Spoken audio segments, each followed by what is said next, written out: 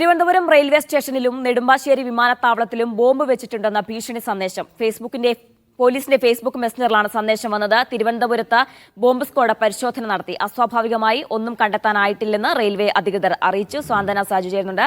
സ്വാന്തന, police നടത്തിയ പരിശോധന അവസാനിച്ചോ? എന്താണ് പറയുന്നത്?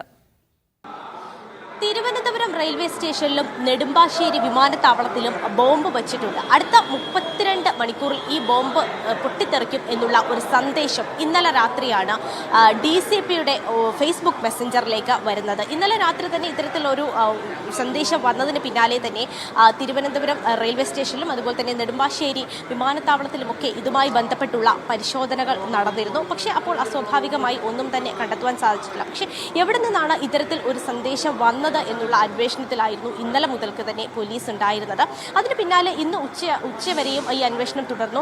നിലവിൽ ഈ അന്വേഷണത്തിൽ ഇത് ഒരു ഫേക്ക് ഐഡി അല്ല, അല്ലെങ്കിൽ സ്വാഭാവികമായിട്ടും ഇത്തരത്തിലുള്ള സന്ദേശങ്ങളൊക്കെ വ്യാജ സന്ദേശങ്ങൾ വരുന്നത് വ്യാജമായ ഏതെങ്കിലും ഇമെയിൽ ഐഡിയിൽ നിന്നൊക്കെ ആയിരിക്കും. അതിൻ്റെ ഒരു സോഴ്സ് കണ്ടെത്താൻ പലപ്പോഴും എവിടെയാണ് അതിൻ്റെ സോഴ്സ് എന്ന് കണ്ടെത്താൻ പലപ്പോഴും പോലീസിന് കഴിയാറില്ല.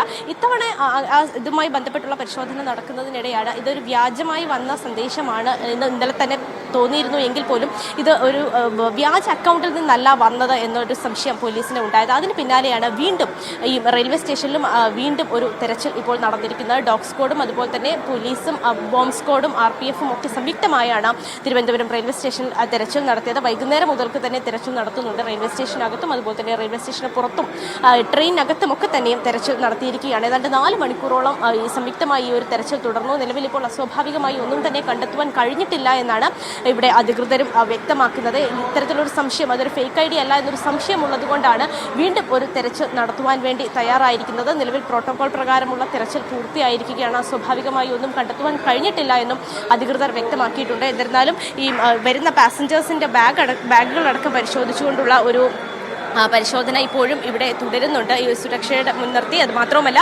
ഈ ട്രെയിനിൻ്റെ മറ്റ് യാത്രാ കാര്യങ്ങൾക്കൊന്നും തന്നെ സുരക്ഷാ ഭീഷണിയോ മറ്റു കാര്യങ്ങളോ ഒന്നുമില്ല എന്നും നിലവിൽ ഇപ്പോൾ അധികൃതർ അറിയിച്ചിട്ടുണ്ട്. തിരുവനന്തപുരത്ത് ഇത് ഈ മാസം തന്നെ 2ാമത്തെ തവണയാണ് ഇത്തരത്തിലൊരു ഭീഷണി സന്ദേശം വരുന്നത്. കഴിഞ്ഞ ഇടയ്ക്കും ഇതിന് സമാനമായ രീതിയിൽ തിരുവനന്തപുരത്തെ ഒരു പ്രമുഖമായ ഹോട്ടലിൽ ഇത്തരത്തിലൊരു ബോംബ് ഭീഷണിയുണ്ട് എന്ന തരത്തിലുള്ള വാർത്തകൾ പുറത്തു വന്നിരുന്നു. എന്നാൽ അന്വേഷണത്തിൽ അത്തരത്തിൽ ഒരു അന്നും സമാനമായ രീതിയിൽ പരിശോധനകളും മറ്റും നടത്തിയിരുന്നെങ്കിലും അവിടെയും അസ്വാഭാവികമായി ഒന്നും തന്നെ കണ്ടെത്തുവാൻ സാധിച്ചിരുന്നില്ല.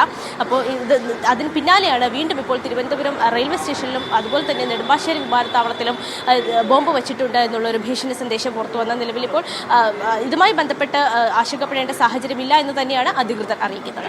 ക്യാമറ പേഴ്സൺ ബിജു മടവൂരിനൊപ്പം സ്വാന്തന സാജു, മീഡിയ 1, തിരുവനന്തപുരം. ശരി, സ്വാന്തനയാണ് വിശദാംശങ്ങൾ നൽകിയത്.